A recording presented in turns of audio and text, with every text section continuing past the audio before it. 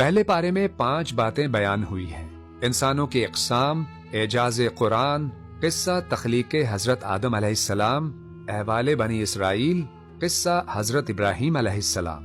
پہلی بات، انسانوں کی 3 اقسام ہیں: مومنین، منافقین اور کافرین۔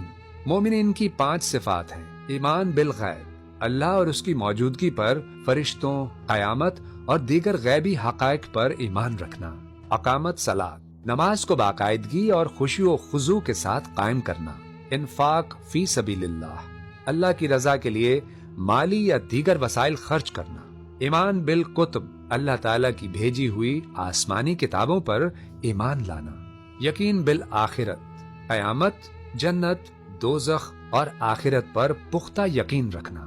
اس کے بعد منافقین کی 10 صفات بیان ہوئی ہیں: جھوٹ بولنا، دھوکہ دینا، علم اور شعور کی کمی، دل کی بیماریاں جیسے حسد اور کینہ، نادانی اور بے وقوفی، اللہ کے احکام کا مذاق اڑانا، فساد اور فتنہ پھیلانا، جہالت یعنی سچائی سے بے خبری، سیدھی راہ سے بھٹکنا، غیر مستقل مزاجی۔ اور پھر اس کے بعد کفار کے بارے میں بتایا کہ ان کے دلوں اور کانوں پر مہر اور آنکھوں پر پردہ ہے۔ دوسری بات، اعجاز قرآن، جن صورتوں میں قرآن کی عظمت بیان کی گئی ہے ان کے شروع میں حروف مقطعات، یہ بتانے کے لیے کہ انہی حروف سے تمہارا کلام بھی بنتا ہے اور اللہ تعالیٰ کا بھی، مگر تم لوگ اللہ تعالیٰ کے کلام جیسا کلام بنانے سے عاجز ہو۔ تیسری بات، قصہ حضرت آدم علیہ السلام، اللہ نے حضرت آدم علیہ السلام کو زمین پر اپنا خلیفہ بنایا۔ فرشتوں نے کہا کہ انسان فساد کرے گا، اس پر اللہ نے آدم کو علم عطا فرمایا اور فرشتوں نے اعتراف کیا کہ وہ علم نہیں رکھتے۔ فرشتوں سے آدم کو سجدہ کروایا گیا، شیطان نے انکار کیا اور مردود ہوا۔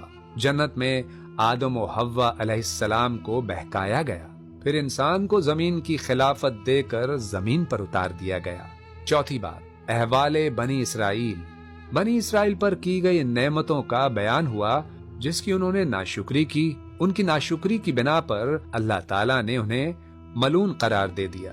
پانچویں بات، قصہ ابراہیم علیہ السلام، حضرت ابراہیم علیہ السلام کا اپنے بیٹے کے ساتھ مل کر خانہ کعبہ کی تعمیر کرنا اور پھر اللہ تعالیٰ سے اسے قبول کروانا اور پھر توبہ و استغفار کرنا بیان ہوا۔ اس بارے میں یہ پیغام دیا گیا ہے کہ ہدایت صرف انہی کو ملتی ہے جو ایمان، اطاعت اور شکر کے ساتھ اللہ کے حکم کے آگے جھک جائیں۔ اللہ تعالی ہمیں قرآن کی ہدایات پر عمل کرنے کی توفیق عطا فرمائے، آمین۔ یہ دے رہا ہے درس ہمیں ماہ رمضان، پڑھنے کے ساتھ ساتھ سمجھنا بھی ہے